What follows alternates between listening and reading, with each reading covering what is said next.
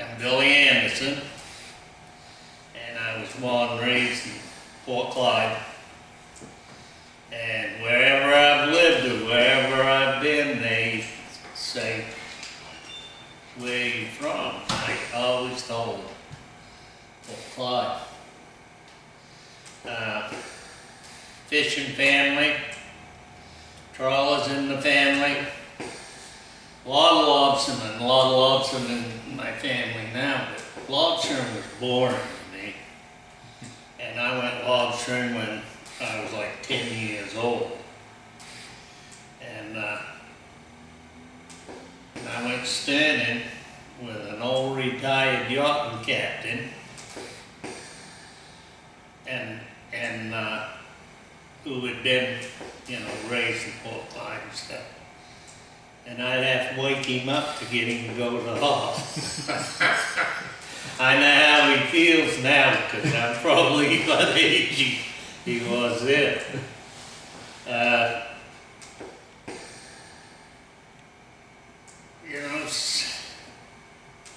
The ocean had some kind of mystery to it that I wanted to know, and it wasn't going to foreign countries, anything like that.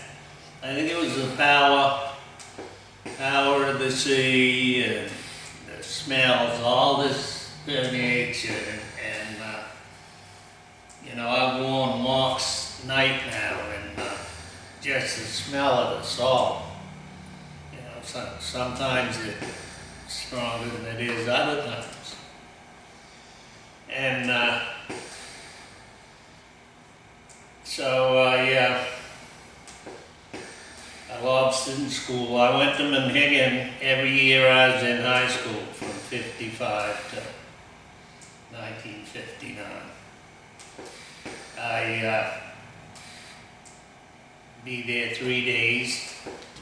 One year I was there over a week, because they had a northeaster, no-easter I call it, and such a mess, had to stay and get things cleared up. 3 days, and they paid you $50. And that was big money. Yeah, I guess. In fact, my senior year, I got like 104, because I wouldn't be going back out. And I got out of high school. I started dragging summers when I was 14 with my father, maybe 13. 2-man boat, 37 foot. Come in with a couple thousand pounds. A Scrod had it. Gray sole, lemon sole, whatever we were working on. And when I got out of high school, I went right in the Navy. 20 days after I graduated, I went in the Navy. So I got beat up pretty badly in the service, and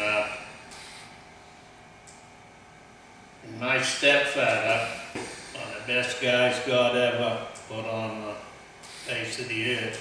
There's a boat here named after him, this one here, Robert Powell. She sunk off on George's Gulf of Maine somewhere maybe. Anyhow, he had a job for me, and then he had a 70-foot, 2-foot drag, auto trawlers, and he showed everybody, honest to God, these guys would be gone 2 weeks of Grand Banks in the summer and sometimes 3 weeks in the winter. Caught how many gales you got or whatever, and he'd be in every 3 days. So, and he'd go out, he'd stay overnight and go out the next day and do 3-4 trips like that, then take time off. Well, we were hauled out down to Snow Shipyard in Rockland, and they had a big fleet of these boats. I've been on every one of them. In fact, I got shanghaied a couple of times. There was a surf, storm, squall, crest, tide, ocean, Wave. wave, yeah. And I just wanted to go, and you know, we're on the waves of this old junk boat my stepfather's got that's making a fortune. And it was something about the glamour and where we were going. Because my grandfather, he died in '48, but he dory fished on the Grand Banks. And you know, so I've been hearing about these stories and read the story about Howard Blackburn, all this stuff. I wanted to go. And these guys had fun, right? And I'm 21. I went up to this guy that my biological father had been with years ago, big Newfoundlander named Danny O'Toole. And my stepfather says, "You want to go on those boats? Go see that guy there." And he didn't look like a captain. Back in that day, everyone dressed.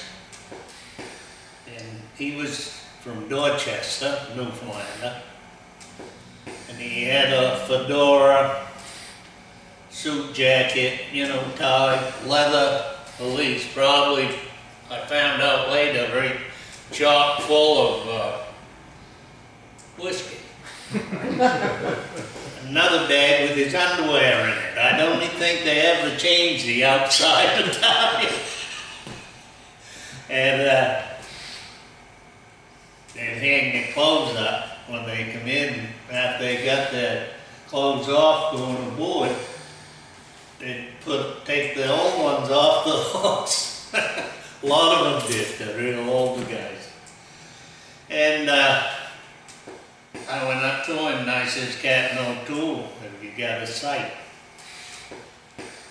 And I said, "My father used to go with you." And he says, "Well, if I hired him, I might as well hire you." So I went there.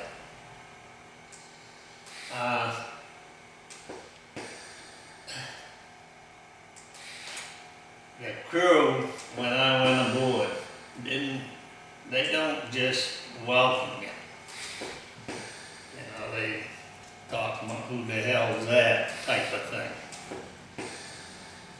So I heard this one guy say that. And I went up and said, "I'm Bill Anderson, and whom the hell are you?" And still about 3 days, no talk. After they find out you can produce and you can move, then things seem to, you know, caught when you're having a cough, say a few words here and there. And I got to be one of the gang. Stayed there quite a while. Probably within 2 years,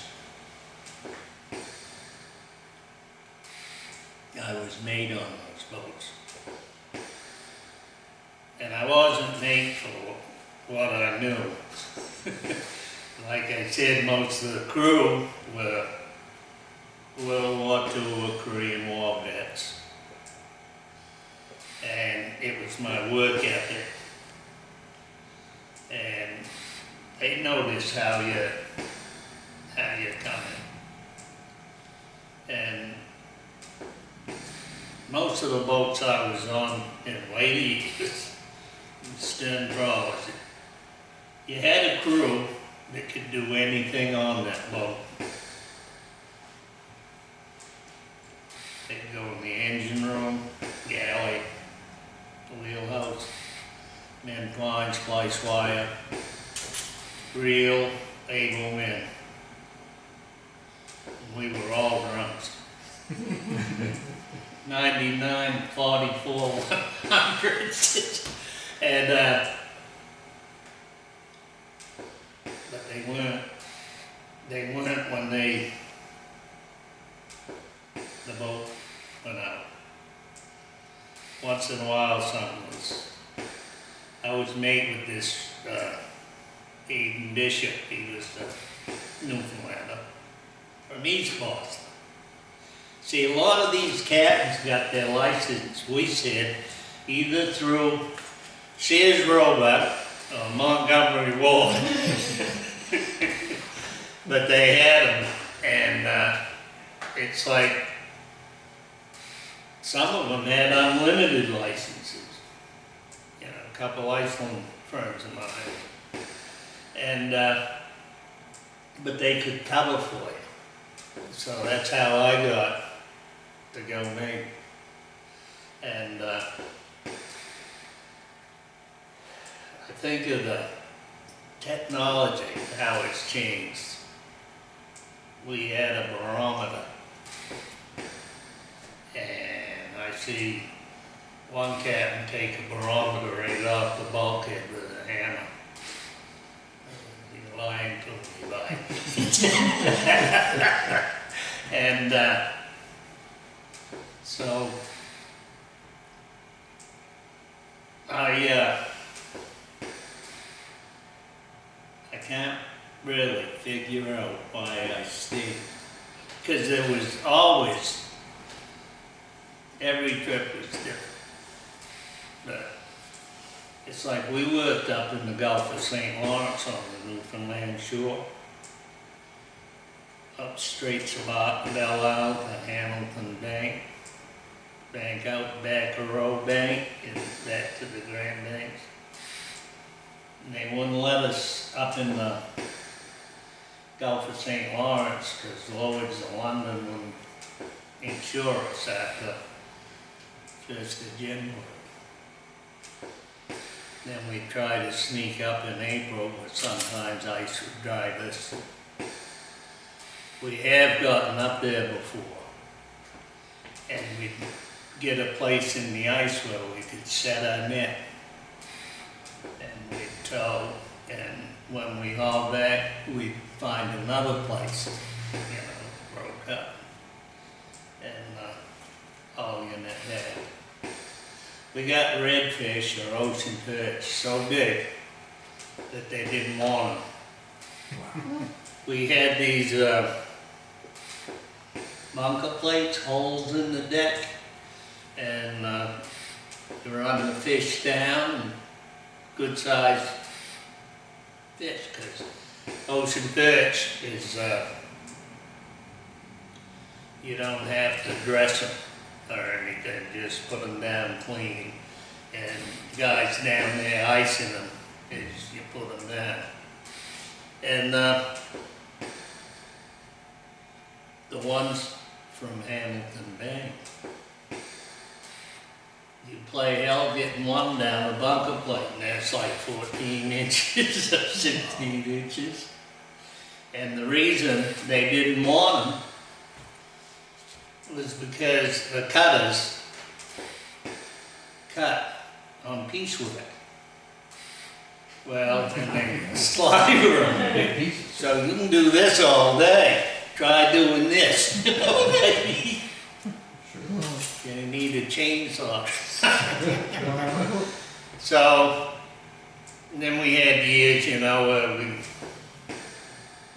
they certain places they'd run small, and we done a terrible amount of damage to our gear. Because nowadays they got big rubber rollers, steel rollers. We had hard wood,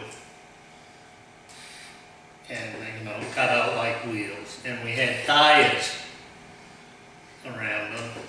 They cut out a design and nail them on. We never had pressure treated chain. We used wire, wire. And the net's like 96-foot roller section. You'd have these 19-foot sections of rollers and stuff. So when you'd break a roller, you'd have to take the whole damn thing off and put them back. One of the first things I done when I was mate, I'd seen them do it, before. Slick, right? A wire had stranded. Well, I rigged up a block and another new wire to go through, and we're going to pull it through. Well, I pulled against the wire that it padded. And when it wouldn't pull through, I'd take another. Well, I wound up having to pound them off with a maul. And they seen me do it. And when I got it done and went in the galley, the guy said, "You ain't gonna do it that way again, I am Bill." That's on the job training. And this NEO tool one time, we weren't allowed to have torches like you can now, and we had the old iron shackles. No split links or anything like that. So if a door shackle is bent up and you can't get the pin out, you can't get your net overboard till you get that done. So a guy come out with a whole sheet of hacksaw blades. And you'd saw it. You'd saw it. And if you tried getting it off, all we had was these spanners. You couldn't adjust the jaws on them, and they'd go over the shackle pin. We'd put pipes on that pipe big enough, but bigger one, get them all out. I had spliced the main wire. The cat no tool comes out, no torch, right? So you get a big bar of metal and a cutting hammer to cut the strands up.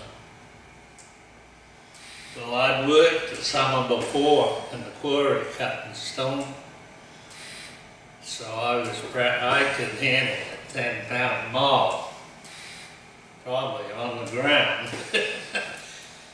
And O'Toole's holding that cutting hammer, and I come down and clean the handle off it. I was upset I threw hammer and handle overboard. He says, "Lord Jesus, buddies, we got all kinds of spare handles." I threw the metal too. On this ice thing, preserving the fish, in the summer, we took 72 to 74 ton of ice. Now, you've got 2 engineers that don't go on deck, captain and the mate, but the captain tows her all day, and the mate's deck boss, I call him a bosun. So, you got one, so you got rid of 3 right there. The cook didn't have to go on deck in them days either. But at the end of it, they'd cut down in the crews. Like 10 men to 9 to 7. And so when we had a full crew, 9 men, you got one guy that's down in the hole and ices the fish as they're coming down. You've got another guy that's squeegees them back with a, like aluminum squeegee, like that. When you leave the dock with that much ice, you've got 2 pins that go all the way down. Then everything's on the shelf. It's set. Yeah, everything's on the shelf. And the slaughterhouse down the middle goes from one bulkhead to the other. Sometimes you have to slide down in on your back with an ice shaker. Get a board out each side. You know, dig your way down there so you could move. Summertime we took 72 ton. Wintertime we took 45. And we kept the hole. We had pipe refrigeration, but we kept the hole around 40 degrees, 38, 40 degrees. Because that melts, ice has got to melt to keep the fish cool. And the fish we were getting in, the redfish, they all, Vietnam, they had big contracts during the Vietnam War. Before that, military, big contracts in military. That business went to hell for a few good reasons, and one of them was greed. You know, technology, you can't stop technology. Christ, I even got a cell phone now. In fact, I didn't have it for a week and I like to go crazy. Christ. And my iPad. But more horsepower, bigger boats. And they went from this style here to these over here, and yeah. I always put the picture of me and my cousin on this one because we're both good-looking boys.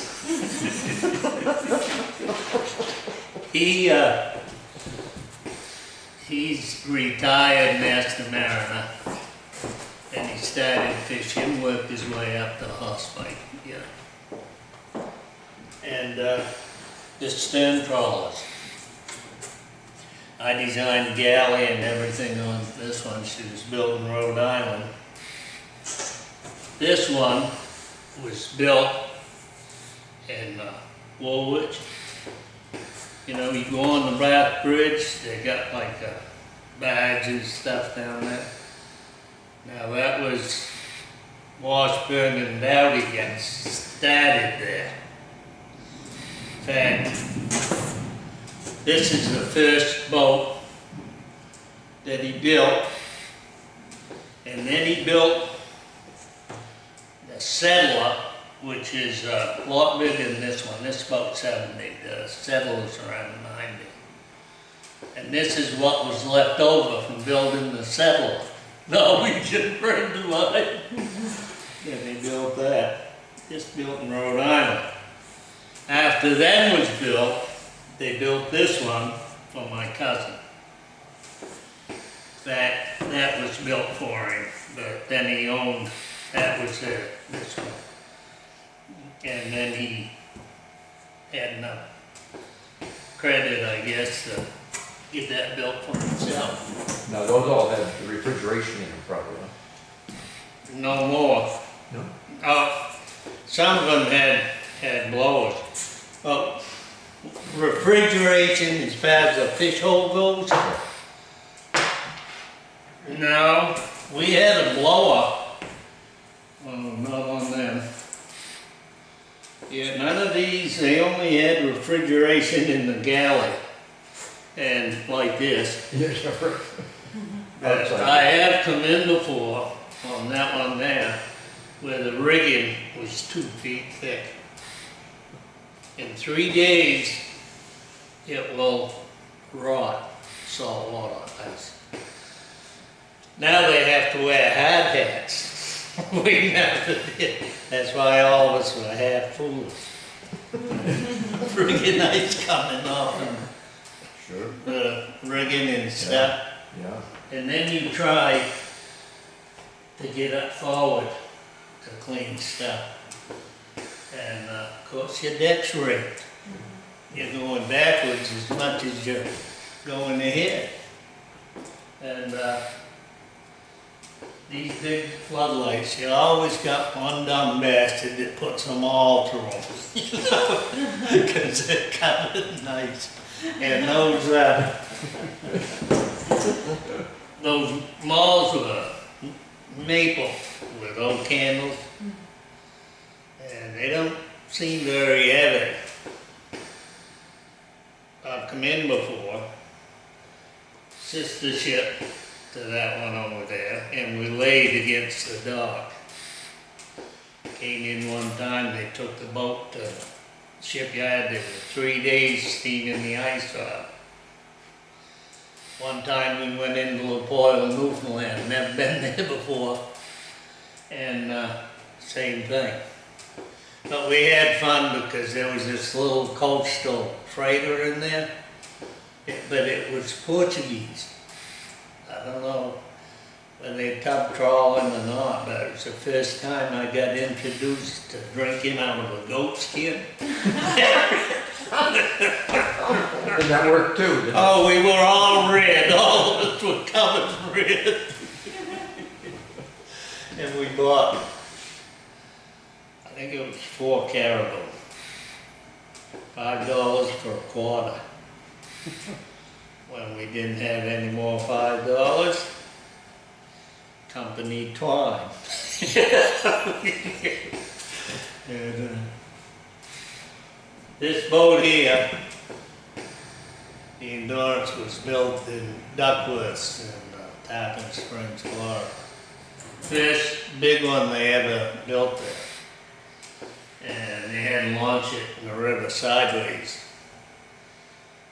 What a beautiful boat in a day.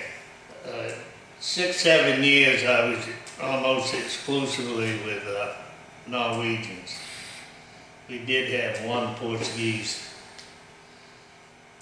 cook, and I asked Laz, I said, why don't you get rid of that old so-and-so? God, really, he said, it'd be like shooting your dog. Because he'd been there since it was built. So, but anyway, something happened up in Dutch Harbor, and these guys that were carpenters, were friends with the Fairhaven,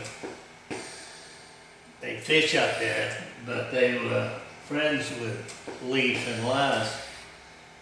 So they came down and done the finish work inside. Beautiful. Nice staterooms, own air conditioning, really nice.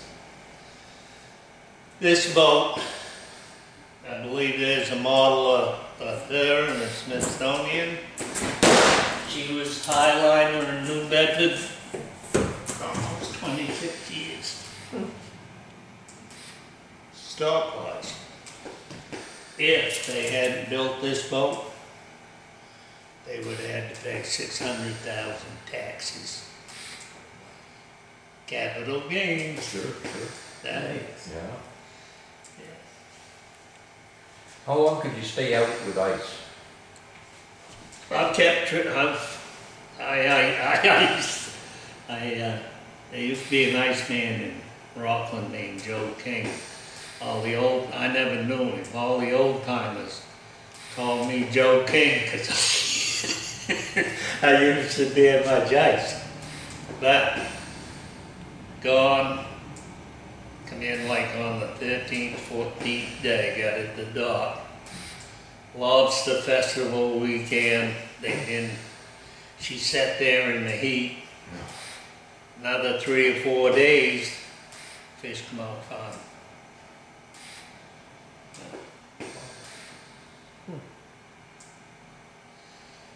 these boats here, we had a copper water heater on top of the stove, big old black stove with hurricane bars and springs, and sometimes get tied a top on. And they put out some food. This here's all galley from here down. This is a winch room up here. My room was up here, and the cabin's in the middle of. When I first went, there were like 4 or 5 of us slept down hall. They had old coal stove. That was within a year or two that was gone, and they made staterooms down after the engine room for guys to sleep. And here you got a barometer. The radars were relatively new. Navigation equipment come off from World War II aircraft. APN 9s. There's another one. And we had steerings on them. You couldn't get, you know, if you was within half a mile, that's something you were close.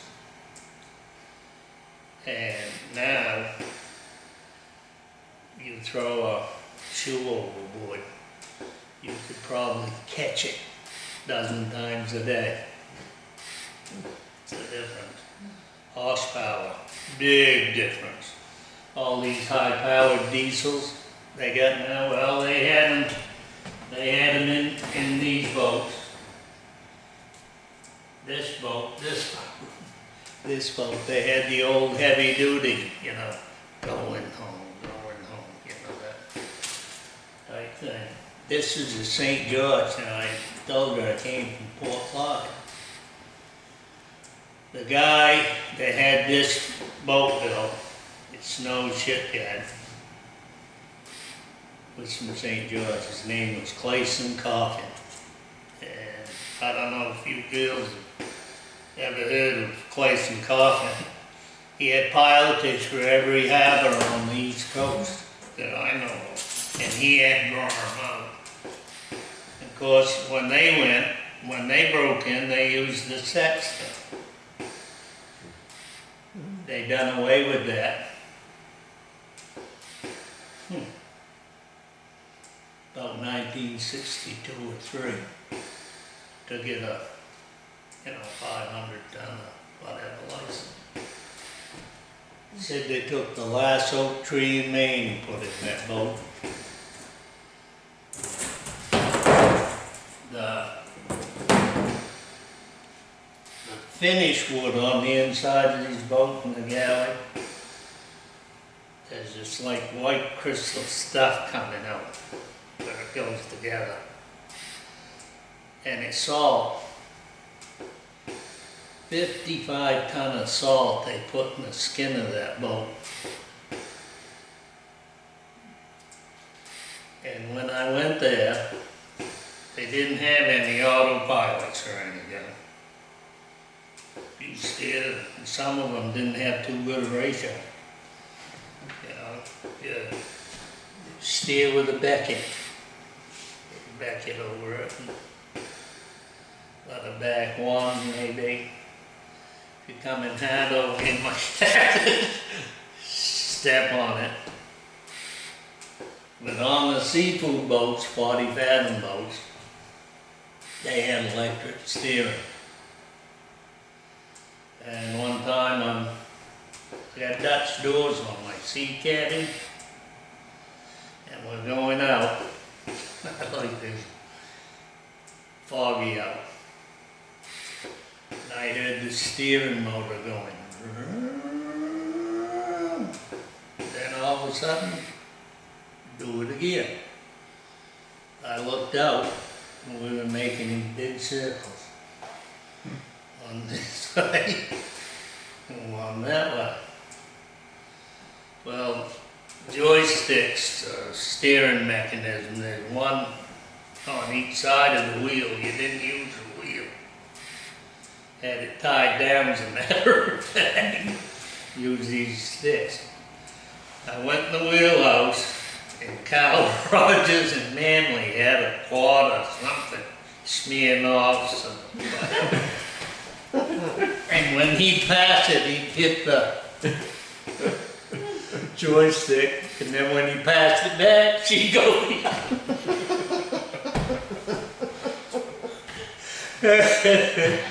And when we got in, Red says, Billy,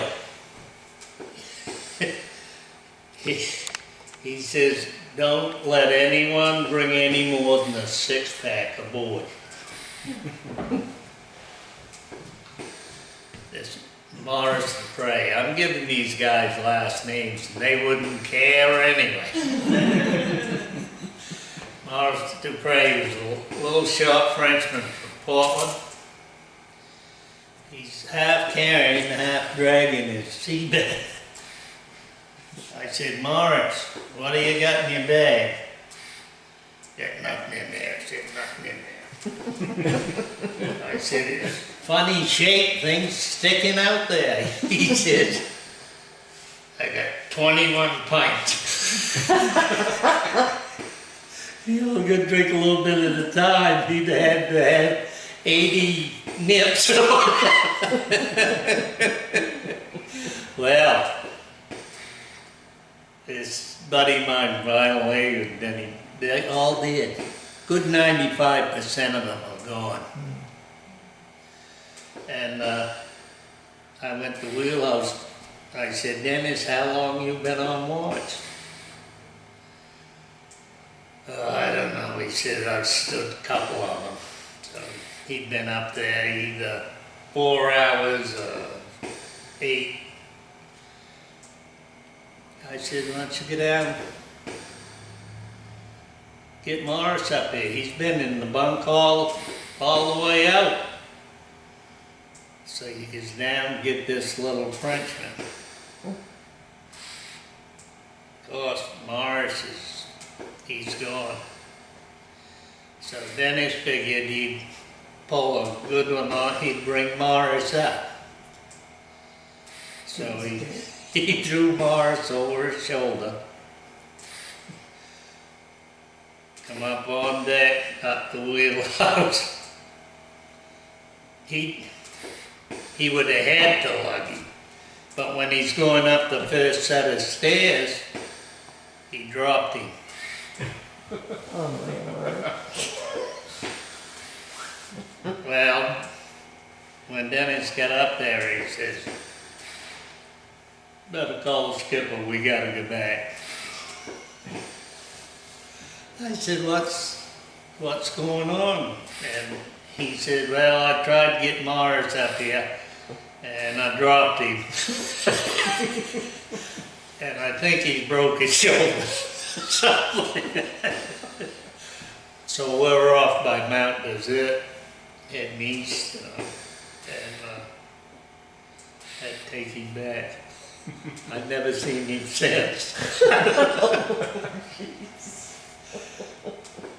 So, those boats, I've been talking an hour.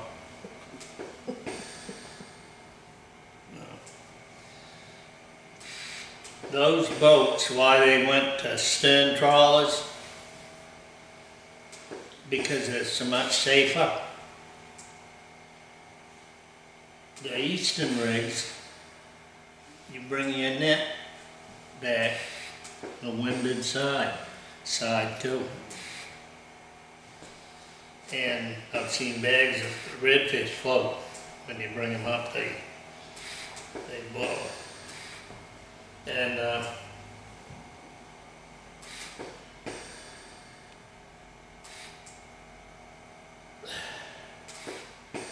all the rigging is like on the deck. you know, your bollards and whatnot, your wires go through, a winch and up to a galley spring. We had one mate, Juddy Howard, evil midget they called him. This tall. He used to say, "Hey boys, keep your hands off the wires." Because he'd got them cut off. I was with a cook one time, cutting pork chops, cut his finger off going out. His name was Bogey the Bastard. I would write a book on him. Oh my God. I would write a book on him. And so when they went to stern trawlers, everything was up there, you know, and you can keep your nose into it when you're hauling back. And all the wires are clear of the deck. And more efficient, you can turn easier. On these boats, on those eastern rigs, after you set your net out your doors, you throw a grappling hook out over both of them, goes to the winch head, you bring them in and put them in a pelican hook. And that way, you know, you can get one in the wheel, different things in the turn. And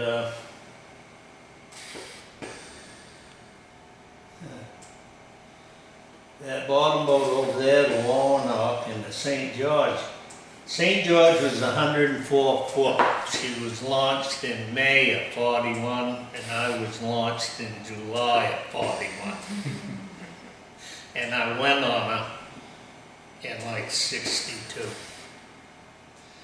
And everyone on the St. George Peninsula that ever went dragging, big time. I grew up with Ed, you know, Ed from Johnson and I, great buddies. And what was I telling you? Everyone on the St. George. Yeah, that went dragging on big boats. All seemed to start right there. A lot of them only made one trip. You know, it's like, I think of the young guys now, how big they are. Christ, some of their shoes you could row to Boston in one. And guys coming down and asking for jobs, and the skipper would say, "Can you stand up by? That's the first thing you gotta do. Stand up." I don't know how many lobstermen we took dragging with us that are used to getting bounced and thrown all over the hill. They come on the big boats that ain't, you know, that moving slow, but they keep going, you know, and they have a hard time getting used to it.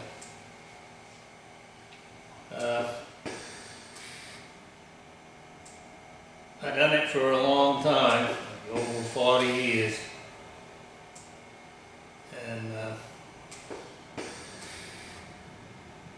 we had some actions, believe me. And I'm here to tell about it. You know, I've ridden out, I don't know, you know, in the winter on the Grand Banks, they say, how big were the seas? That's big enough to start praying. And you can tell the way I talk to you that I might not be a praying man, but I was. And when you look at that one up there that's at night, you're there by yourself, gotta be something. God-fearing people, and as hard a life as we led,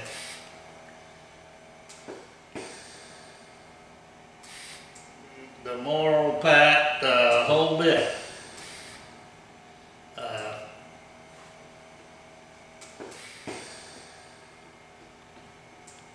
A bunch of believers.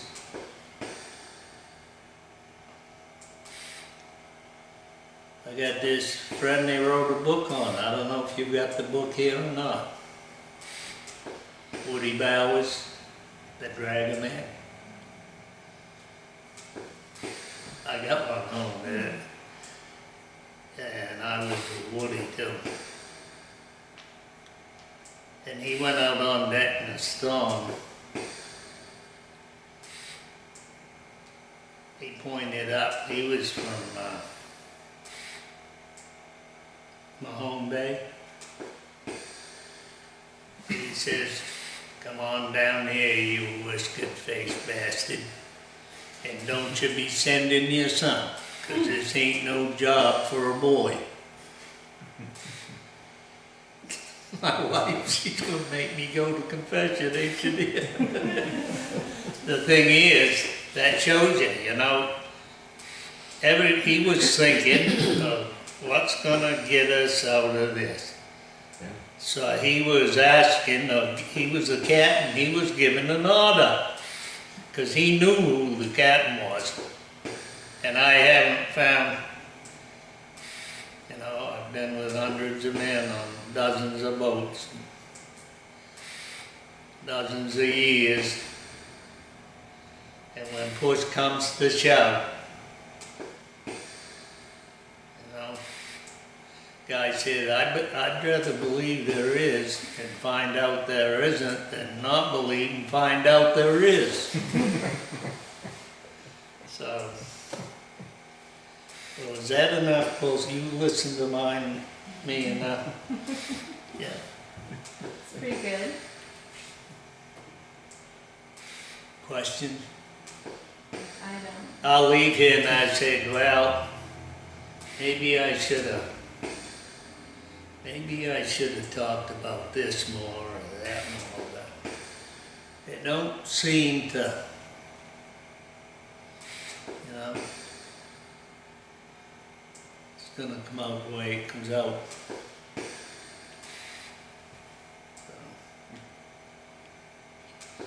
I tell you, I like doing it, and I probably should get a little more organized, you know, and because I know where to go and who to see, and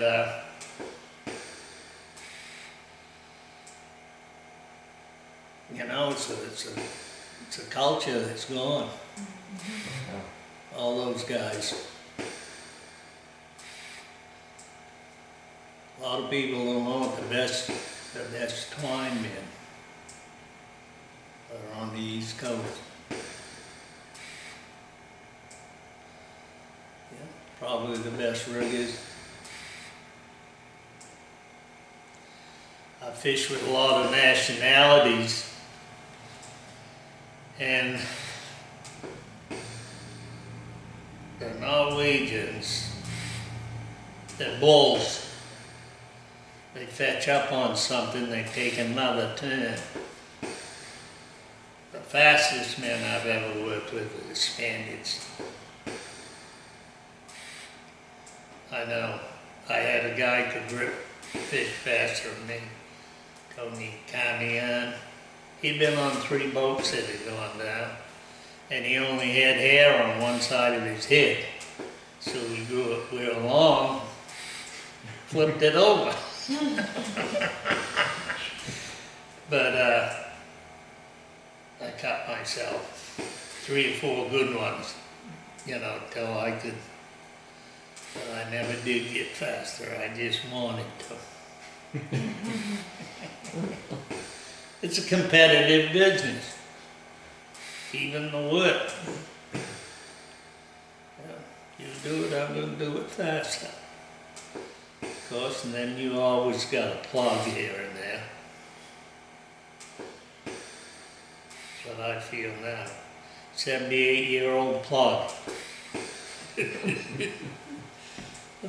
She's heard me so much that she's going to sleep on. Well, thanks for having me out. Yeah. It was nice meeting all you guys. It was a pleasure hearing you. I'll visit again, I suppose, sometime. Yeah, that'd be great. Okay,